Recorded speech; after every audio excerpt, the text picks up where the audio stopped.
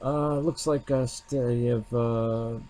can answer this one. It says, "Hey Yusuf, thanks for answering my last question. I recently made a jump from minarchist libertarianism to anarcho-capitalism. Libertarianism, technically, I was already one. I just grasped that the state itself is a monopoly." That's true.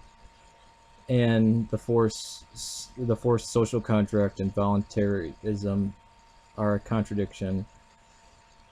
Anyway, I was wondering if you thought that orthodoxy is in opposition to such a philosophy. My real struggle comes with the terms in which the prophesied new Byzantine Empire by the monks of Mount Athos. If when it is established, I don't see how I can reconcile my views with its existence. Thank you. I enjoy your videos. I'm Serb, and I appreciate your dedication against the independence of Kosovo. God bless you. All right, that's the whole message.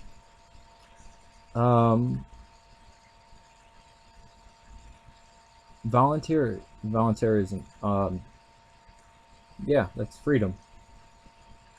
You're talking about workers collectively working together. A voluntary union of collective labor working, and they all get a result of the product. They're not a labor force for an owner of the factory. They are the owners of the factory. It's a people's factory, basically. And well, you know, the true anarchists would not destroy private property. They actually believe that's a encroachment upon others' rights. Yeah, anarchy. Well, as you know, the what gets called anarcho-capitalism is the only form of anarchism that's real. I mean, what gets called leftist anarchy isn't anarchy. It's actually hard communism, basically, which is where communism grew out of. The Maya or the Emma Goldmans and the those people were for every part of your life being dictated. So they were against the big governments, but they wanted micromanaged government. You couldn't do anything unless it was 100% vote. They had the blackball vote. It wasn't majority rules. It was 100% has to rule 100% of the time, or nobody can do anything. Not just the collective will of certain groups. Oh, and nobody could break off voluntarily unless they got 100% of the vote. Yeah. The new Byzantine, we don't want a Byzantine Empire. The reason why people look back on the Byzantine Empire as such a golden age is people like Saint Athanasius and John Chrysostom. Remember, these people were getting exiled and killed, and the real fight for Christianity began after Nicaea. Well, after Nicaea, but especially after Theodosius. Now, yes, we recognize Theodosius and Constantine as liberators, basically, as saving people from just getting slaughtered in the streets. You know, the Diocletian persecution, Maxentius, Asinius, and Julian the Apostate, just before Theodosius. No. If there is going to be a new Byzantine Empire, fine, a Greco-Arab state. Okay, but it has nothing to do with the church. Yes, liberate those lands and stop those people from being killed. Fine. I do not put any stock on Athos. There's nothing to say that you have to believe any prophecies coming out of Mount Athos. They have nothing to do. They may have something to do with orthodoxy, fine, but they're not. Do you have to believe them? No. Should you believe them? You should take very much caution on them. I very wearily look at Mount. I concede at the last moment to say, well, it's a monastic thing. I don't understand it. It's, you know, it's for them. What's good for the monk is not what's good for the layperson. What's good for the layperson is not what's good for the monk. That being said, I don't like celibacy at all. I think it's counter to us. I think when you see celibacy, especially in the writings of Christ and Paul, it's completely voluntary. This thing gets called asceticism is voluntary. Remember, the Acts of Peter and the Acts of Paul and Thecla. I mean, these things, I mean, especially from Antioch, Thecla is praised. These weren't going to make it in because of asceticism.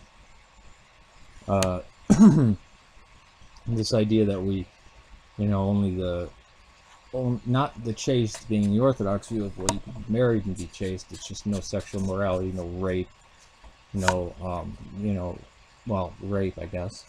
All those cases would be rape. None of that crap. No bestiality. None of that stuff. So, no raping men, women, children, or animals.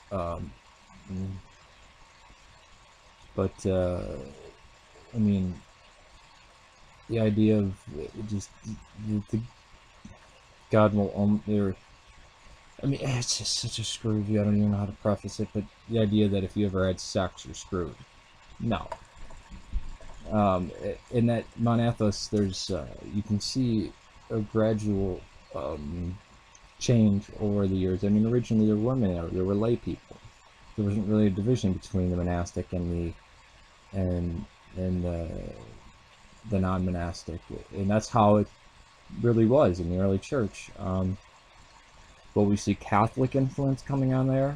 We see influence of Dominicans. There's a very Gnostic view, and when they say, well, we're in the world, we have to live in the world, they're really not doing that. They're saying that just meaning, oh, we'll have to live in this silly flesh body. And this is where a lot of the stuff that Lazar speaks about, and which I speak about, coincidentally, we wind up speaking the same thing. Although I don't want to put words in his mouth, but my view is that the last bastion of Gnosticism is in the monasteries. It really is. And I'm not just talking about Orthodox monasteries, and I'm not talking about all monastics.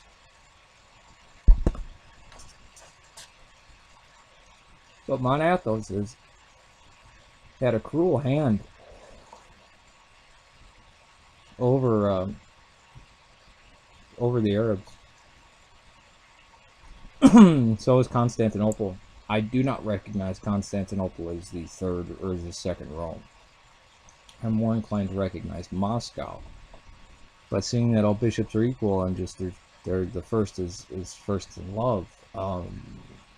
I mean, remember, Constantinople is the newest see, and it was a judicial ruling saying that it was second to Rome. In reality, it's Alexandria. But if you're not of the Patriarchate of Constantinople or Greece, Serbia has its own Patriarchate, Russia has its own Patriarchate. Of course, Antioch is one of the oldest Patriarchate.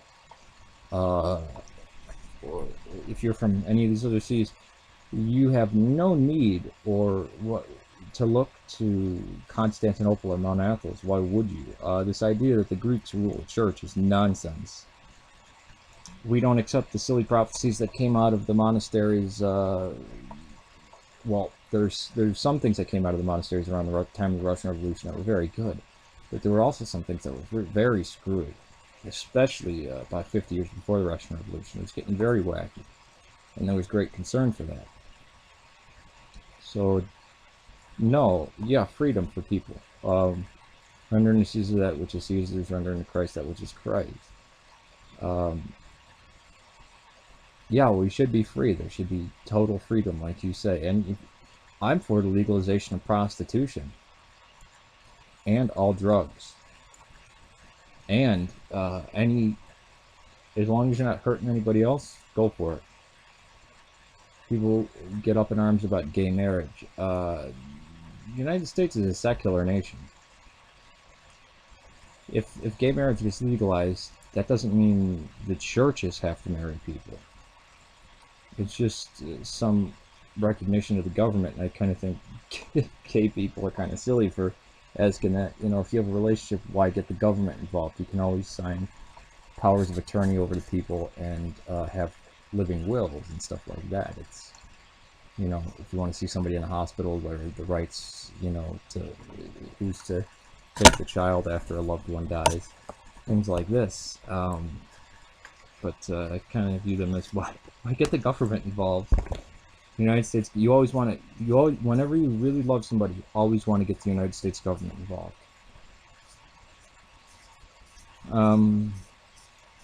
No, you're fine. I mean, you're Orthodox. You already are an anarchist. I mean, Orthodoxy is anarchy, right? It's a beautiful anarchy, but there's no systematic dogma, doctrine, or theology. So why would you then facet or attach or shackle upon this beautiful thing the prophecies of some senile monks, the senile old men that never had sex? And I'm not bashing all of them. That's too harsh, actually. But what they don't have they don't have any of the cares of the world or temptations, and they've never had sex. How would they begin to know what is good or what is going to come? And what is the new Byzantine Empire? I mean, do they extrapolate out to the nth degree? That's a prophecy I wouldn't even want to view. Now, if it's a type of living prophecy, meaning it should be fulfilled, like many of the prophecies, the ancient prophecies, where they were given so people would fulfill them, so they'd see the prophecy and go and fulfill that. Not this inevitable vision of the future, but this, this fulfillment that you would see a prophecy and be like, I'm going to fulfill that. And there's many contenders for it. Fine, liberate Jerusalem and Alexandria and Antioch and Anatolia. Go for it. But no, we don't need any Byzantine rulers sticking their fingers into Orthodoxy anymore. Just look at the life of Chrysostom or Athanasius. These two. I hope this answers your question. Have a happy Easter.